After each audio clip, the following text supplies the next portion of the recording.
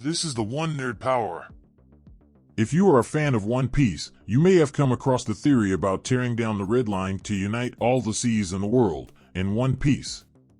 It connects many aspects of the One Piece story: the meaning of Hito Tsunagi, the purpose of the ancient weapons, the destruction of Fishman Island in the future, the creation of the All Blue. The problem with that theory is that the treasure of One Piece is something that would turn the world upside down. An easier way to cross the Four Blues or into the Grand Line will make navigation easier, but will it really shock the inhabitants of this world? While the theory is on the right track, it's essential to delve deeper into the true nature of the Red Line and why it exists.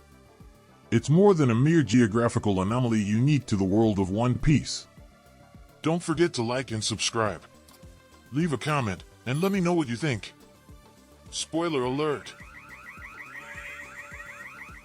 The Red Line encircles the One Piece globe like a colossal continent. Towering several kilometers above sea level, it is considered impossible to cross. Oddly, the Red Line has an irregular border typical of a continent, yet it stretches vertically throughout its entirety. Despite covering a significant portion of the planet, the Red Line is solely inhabited by the celestial dragons in a small city.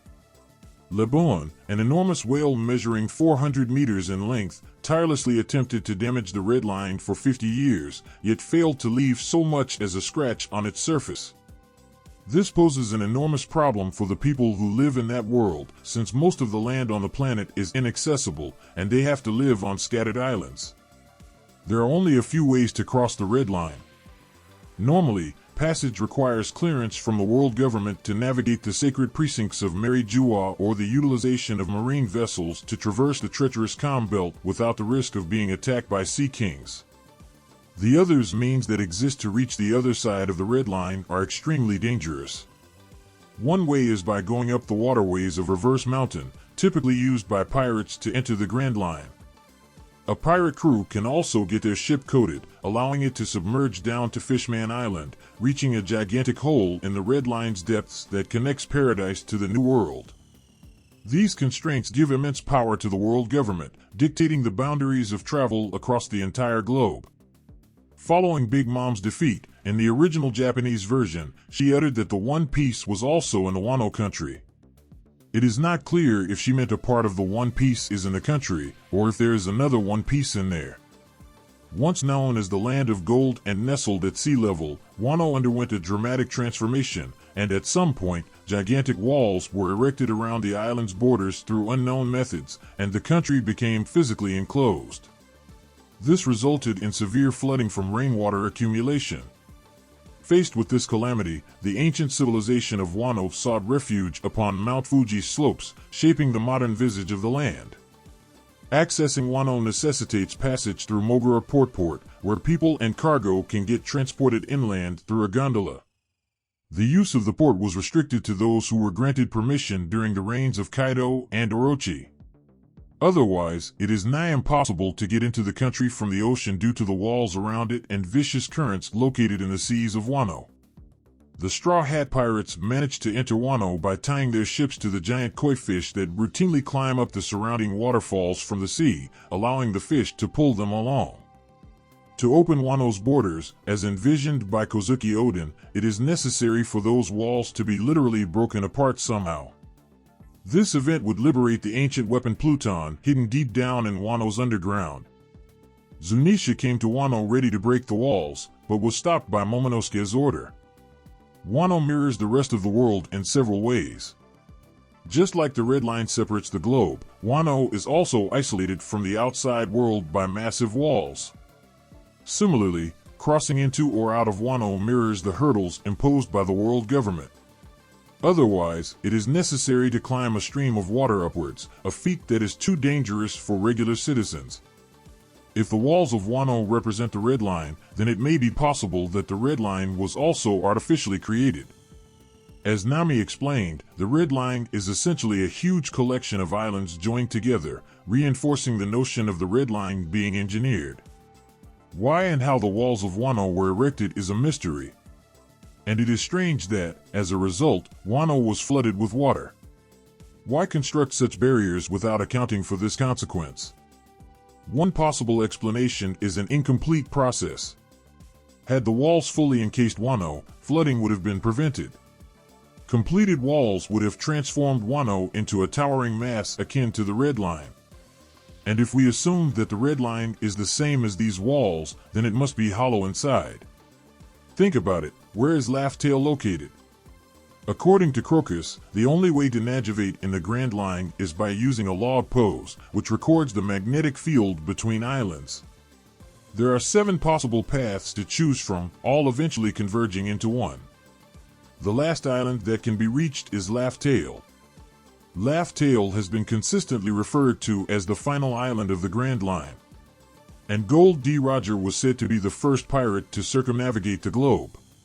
This all suggests that Laugh Tale would be physically at the end of the Grand Line. However, it is later revealed that the log pose actually directs to a different island, and obtaining the 4 road poneglyphs is necessary to find Laugh Tale. Each road poneglyphs point to a specific location, and the intersection of the 4 locations form an X, which is the location of the final island. And the last island that can be reached using the log pose is called Lodestar Island, where the needle spins indefinitely instead of pointing to the next destination. Nami points out this discrepancy to Inuarashi, noting that according to Crocus, the log pose should point to Laugh Tale. Inuarashi simply replied that Crocus would not deceive them. So what's it? Is Laugh Tale at the end of the log pose or at the location given by the 4 road poneglyphs? Unlike Inuarashi, Crocus actually went to the final island as part of the Roger Pirates, so he must be right about following the log pose. But if the log pose doesn't work in Lodestar, something must be interfering with the magnetic field, and that's why is it necessary to use the road poneglyphs instead. And what could disrupt the log pose? Continuing beyond Lodestar would lead to the reverse mountain's opposite side. But if you do not think of the Red Line as a solid mass but as hollow, then the conclusion would be that Laugh Tale is inside the reverse mountain. Based on Nami's explanation, the Red Line island-like structures behave like the islands in the Grand Line and may have their own magnetic fields. This would explain why the log pose won't point to Laugh Tale under normal circumstances. An island inside the Red Line is not unprecedented. On the opposite side of the globe, Fishman Island is under Mary Jua, at the point where the Grand Line and Red Line intersect. The difference is that in Fishman Island's case, there's a big hole in the Red Line that allows the magnetic field to pass undisrupted. Fishman Island is illuminated by the sunlight tree Eve, a colossal tree that absorbs sunlight and transfers it to its roots, which also provide air to the ocean floor through respiration. The tree roots reach 10,000 meters below the surface of the ocean. Yet, despite its immense size, the top of the sunlight tree Eve is nowhere to be seen on the surface. But if the tree is inside the Red Line, that means there is light and oxygen in its interior.